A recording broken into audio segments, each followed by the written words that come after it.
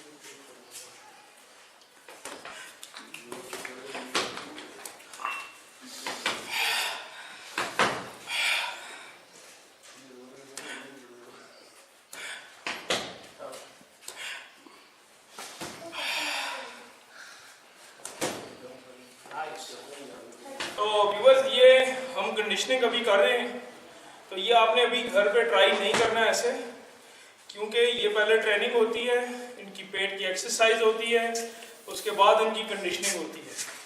तो ये आप किसी माहिर कोच के पास कर सकते हैं, आपने खुद से घर में ट्राई नहीं करना। याद रखें, बच्चों ने खास तौर पे, तो ये ट्यूटोरियल नहीं था, ये आपको मोटिवेट करने के लिए मैं दिखा रहा हूँ कि ट्रेनिंग कैसे होती है, ताकि फिर बच्चा जब रिंग में जाके लड़ता है तो उसको किक अगर लगती है तो वो उसको बर्दाश्त करता है। तो वो इस तरह ट्रेनिंग होती है उसकी। उम्मीद है आज की वीडियो आपको पसंद आएगी। अल्लाह हाफिज़।